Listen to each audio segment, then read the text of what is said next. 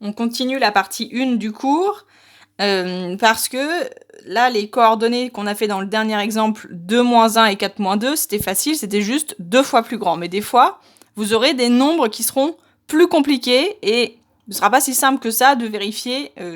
On va essayer de trouver d'autres techniques. Alors, dans un repère, 2 vecteurs sont collinéaires si leurs coordonnées, elles sont proportionnelles. Ok? Si l'un est égal à 2 fois l'autre, alors leurs coordonnées, elles sont proportionnelles. L'une est égale à 2 fois l'autre.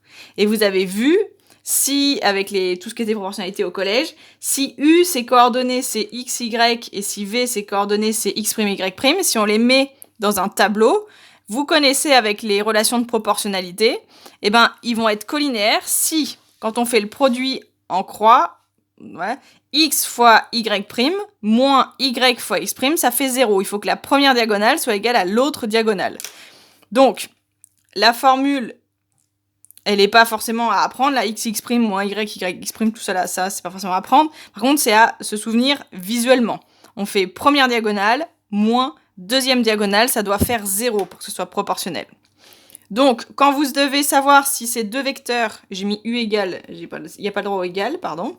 Si u de coordonnées x, y, là il y a une erreur aussi. Et j'ai mis des égales. Pardon, ça c'est des erreurs. Pas de égal. J'ai mis d'autres erreurs. U.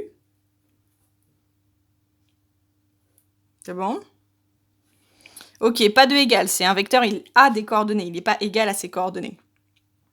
Alors, est-ce que U et V sont collinéaires? C'est pas une faute grave, mais il faut mieux, voilà, il n'y a pas de égal. Est-ce que U et V sont collinéaires? Donc soit vous trouvez directement le nombre K, parce qu'il est facile à trouver, 2 fois, 3 fois, des choses comme ça. Soit vous faites le calcul, vous faites un petit tableau de proportionnalité, vous faites le calcul diagonale moins diagonale, si ça fait 0, c'est collinéaire. Alors, les vecteurs suivants sont-ils collinéaires? On regarde U, on regarde V, même chose, il y a les erreurs avec les égales. Si U, ses coordonnées, c'est 1, 2, et V, ses coordonnées, c'est 2, 4, du coup, lui, assez facilement, vous voyez que V, c'est 2 fois U. Donc, oui. Lui, il y a du 7, du moins 10,5. Bon, ben... Comme ça, on ne sait pas. Donc, dans ma première colonne, je place le vecteur U. Dans ma deuxième colonne, je place le vecteur V. Et maintenant, je fais mon calcul pour savoir si ça vaut 0. Donc, je fais le calcul 7 fois 9, moins 6 fois moins 10,5.